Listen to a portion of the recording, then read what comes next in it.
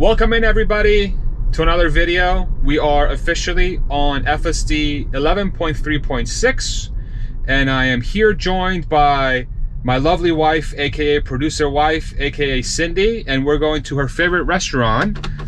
Yo, Levant. Levant. I love it so much. Yeah, it's amazing. It's where is it? Mediterranean. It's on It's in Cedar Park. Cedar Park, right? Let's make sure we give them a shout out. 1320 Cypress Creek Road in Cedar Park. Levant Cafe and Grill. It's so good and it's healthy. It's like veggies. A lot of protein.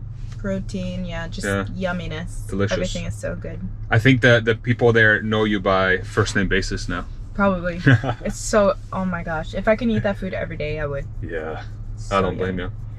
We've been doing FSD almost exclusively for the last week and a half or so, 2 weeks. Mm-hmm. What are your thoughts so far?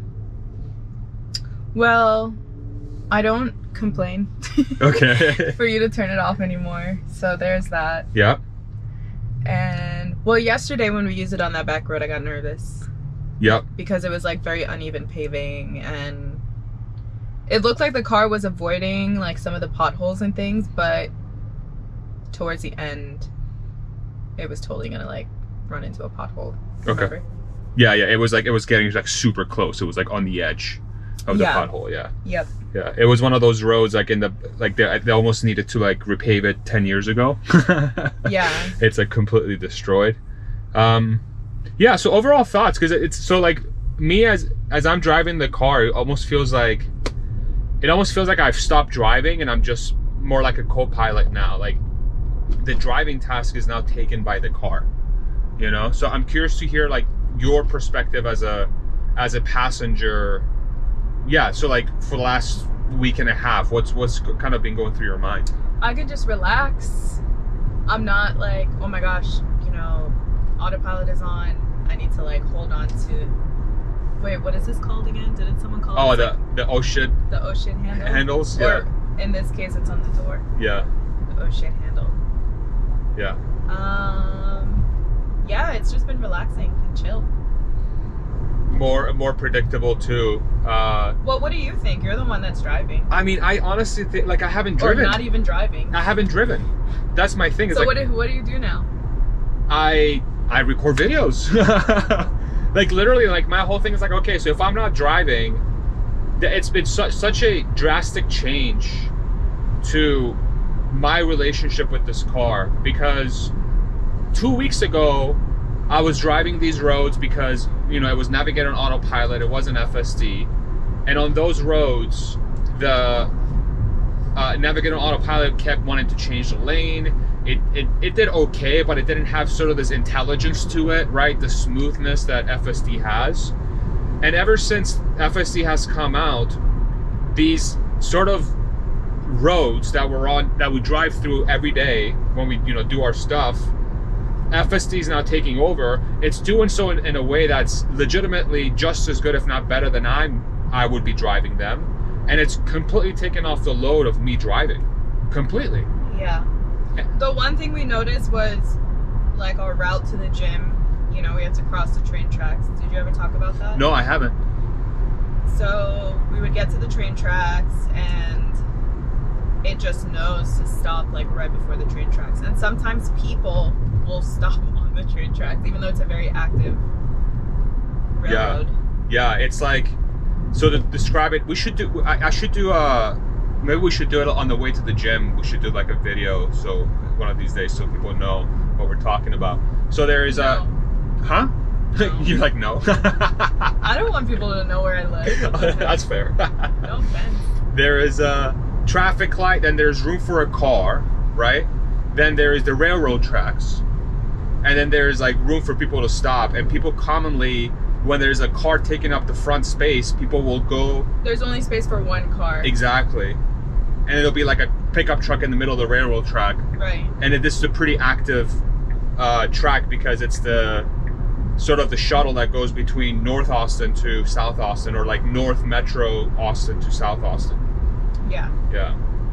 So and it does that perfectly. It stops before the railroad tracks, and it doesn't try to encroach onto the railroad tracks, which is really, really cool. And then it waits for the traffic lights to turn. That's a good call. Yeah. That's been really impressive. Yeah. What's been weird though is look at how good it handled this. Whenever it's coming to a stop at a stoplight. Yeah. When there's traffic. If it's just a light, it's perfectly fine. If there's traffic that's stopped, it like doesn't react as fast as it should or something, but sometimes you're not even confident that it's gonna stop.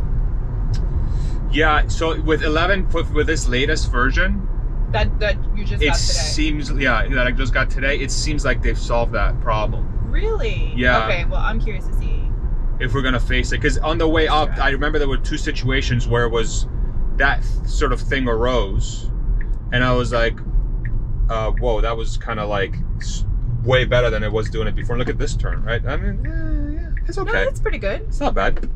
I think it's good. It's natural, right? Like, that's the thing that like I can't get over. It just feels so freaking natural. It does. And the nagging has gone down dramatically. What do you mean the nagging? Like please put your hand on the wheel to put some pressure in. Oh, I feel like it went down dramatically before, so even more now? I don't know if with 0.6, I'm talking about like the version 11s, like the latest versions that we've been using. Not the one you got today.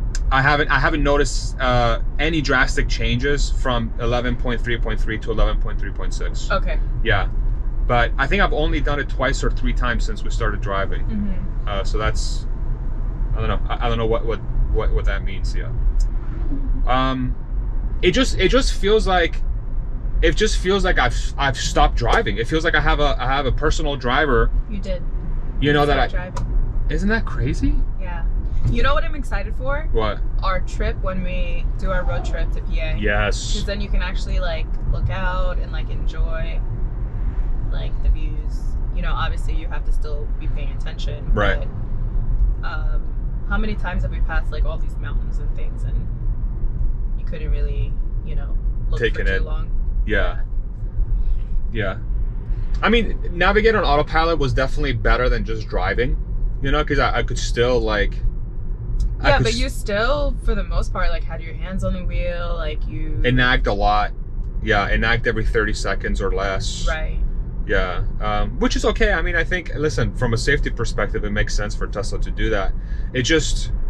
With these versions, it just seems like they're so freaking close. They're like on the cusp, you know? Look at that Taycan. Oh my gosh. It's gorgeous. So Yeah, nice. beautiful car. I like that color too. Yeah, it's like like a gunmetal blue or something? I knew it. I knew you were gonna For those that don't know what I'm talking about, every color that's like not the primary colors, I call it gunmetal. Every color, it can be like a magenta or like... And he'll be like, oh, isn't that a nice gunmetal? I'm a man. I can't see colors, man. It's like, you know, it's gunmetal. Everything's gunmetal to me. It's either red, blue, green, or gunmetal. And that's it.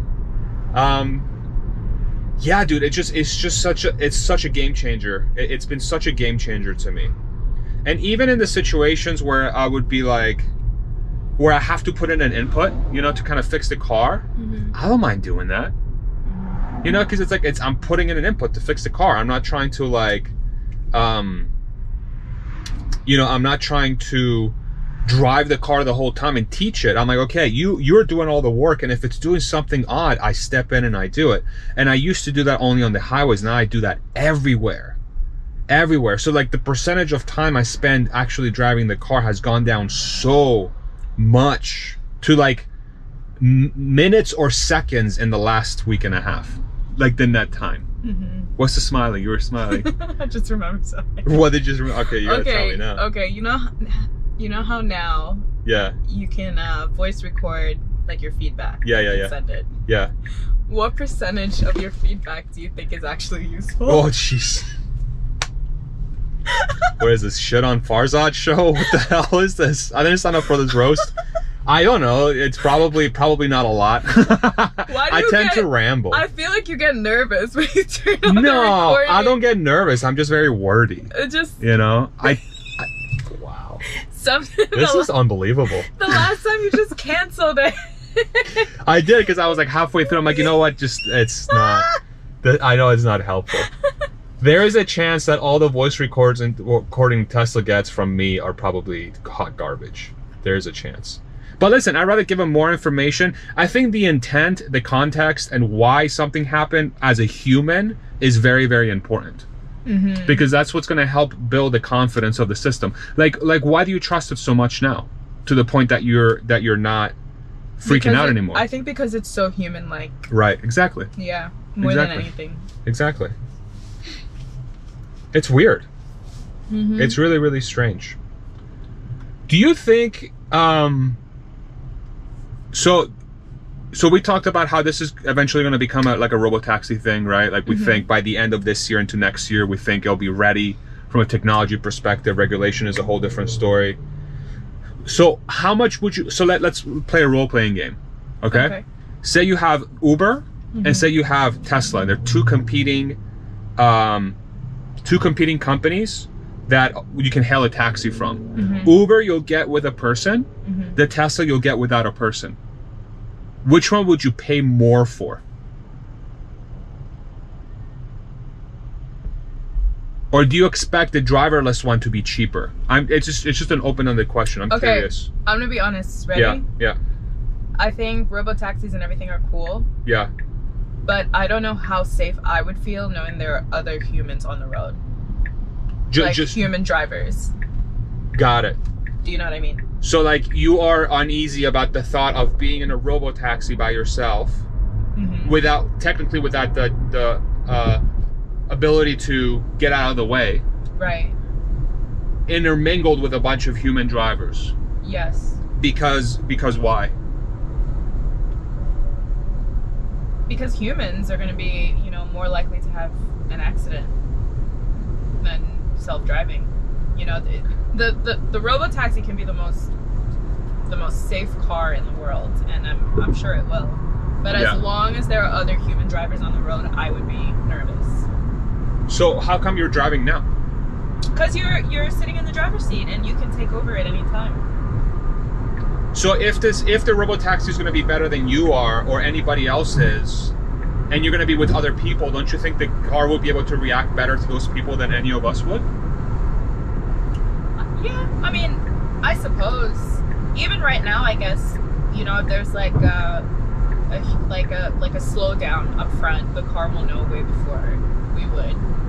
So something like that. Right. But also, like, will it be able to predict someone trying to, like, T-bone the car? Uh-huh. You know what I mean? So it's more about, like, lack of control and the uncertainty of... I think so. Okay. Yeah. So what about, like, that robotaxi versus, like, an Uber driver? Do you trust the Uber driver more than the robotaxi? I do. Just because they're a human? Yes. That's proven to be a worse driver than the taxi? Right, but again, it's not the taxi, right? It's the fact that there are other humans on the road. And I have no control. And you have no control? Like, over what happens. I guess what I'm trying to understand is, like, if it's true that the robotaxi, like the self-driving car, is safer than the Uber driver and anybody else on the road, you would still rather have the Uber driver. I don't know. I mean, I don't know that I would rather have the Uber driver. I just feel like, okay, if I had the choice between either or, I would rather have the robotaxi, but only if it's only like self-driving cars on the road. Okay. Really? Yeah. Because of other humans? Yeah. Okay, what if the Uber ride was, say you're trying to get to the airport. Say the Uber ride was $80, but the robotaxi ride was $40. Okay, I feel like then I would consider. I mean, I feel like that's a drastic price difference. Okay. You know what I mean? I feel like if it's more affordable, I would consider. And just purely because of the cost. Yeah, and I feel like at that point, if people are choosing to ride in robotaxis, that means that, they've been on the road for a while. We have, like, data that they can avoid you know, accidents, avoid like weird behavior from other humans, like so on and so forth. I feel like that would be the factor for myself, and I would like to think a lot of other people, or a lot of people who are skeptical, Okay. to ride in a robotaxi. Okay. Even though for the last week and a half you've been in one that's not the complete version that you're comfortable with. So you're let's see what it does here, because this guy's got to get on the left lane, and he's just indicating now. Okay. Not bad. It started to slow down for a second, then it's like, you know what, I'm gonna bolt. Yeah. I felt that. Okay. And you know what, smoother on the highway too. Is it? So like from today's update? Yeah. You know what? I need to start using it. You do. Yeah. Yeah, you legitimately need to start using it. But you also drive way more than I do, and I don't really go anywhere. So question, do you want to take it back home? No. You just said you need to drive I'm it. so comfortable. I'm so happy. I love being driven around. Well, let's get you some food and see if you feel better. Maybe. We'll make it a video. Dude, that'll be 2 days worth of videos. Look at that, like efficient. I don't know if I'm ready to reveal that side of me. What, the road rage? My road rage. That's funny. We haven't driven, dude. Have I done anything to take over the car? No. Isn't that crazy? Mm-hmm. So here we got to yield. So this is where it's odd, right? Because I would have just kept going, and the car. See, like that's strange. That's very strange. So I'm gonna push the pedal. So that's the first time that the car has done something that's just weird. There was no cross traffic coming.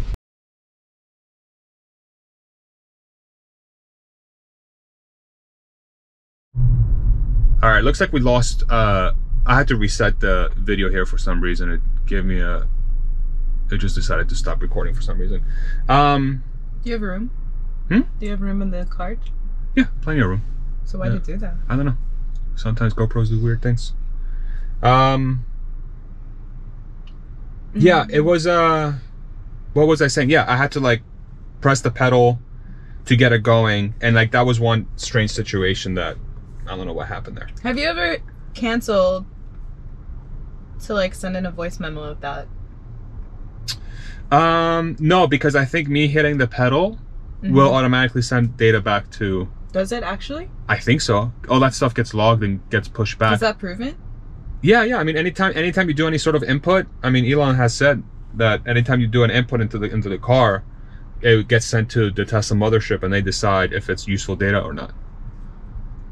So like me pressing the pedal while it's on full self-driving is considered a human input, and that human input is then fed into the neural net, and if they deem it to be. That's pretty cool if they actually do that. Oh yeah. When the car's parked at the house, if you track its like upload to the internet, it uploads data all the time to the internet, like to Tesla, to gather the data that it has stored in the car's hard drive. Which is why you should go in the garage clothed. Why should we go in the garage and what? Clothed. Clothed? Yeah. Why? Clothed. Clothed? You okay? Are you hungry? Clothed. Clothed. It's like COVID, but clothed. I lost you. Oh, you got me demonetized. You said COVID. My God. Is that a thing? No, I'm kidding. I don't even know. I'm joking around, but who knows? Who knows? I don't care. I'll demonetize you. Did you get to? Did you listen to that thing, the space, the whole thing, or no? Or just that snip? Just a part of it. Yeah. Yeah, that was wild, completely wild. Yeah, and so for everybody that's watching, is like these are our drives now. It's just the car drives, and we just chat. You know. Yeah, you haven't touched anything since we left the house. Except for that little. That doesn't count. I mean, it kind of does. You didn't turn it off though. No, I just helped it along. So that's the biggest difference, right? It's gone from like taking over to helping it along sometimes. That's huge. That's huge. That is huge. Because it's transitioned from like safety concern to preference. You know? Right. And it's kind of hard. It's kind of hard to kind of just say how big of a deal that is unless you experience the software. You know? Would you still recommend other people try this? Like, you remember on one of the earlier videos we did, you're like, I mean, you must, right? Because this is better than the other versions. Yeah, I think so. I kind of wish your parents were taking Model 3 now. Like, I know, I told them that's... From PA. I told them. Yeah, but that's not a lot of room with... 2 dogs and a lab in there. Yeah. Yeah. If they had the Model Y, my mom wants to sell her car. The Mazda, she has the SUV. Is she gonna get a Model Y? Potentially, yeah. Oh, especially with the cheaper one that they just released. Yeah. I gotta go and price one out for her and see how it turns out. Hell yeah. Dude, if they both have Teslas, that would be nuts. So good for her. That would be so sick.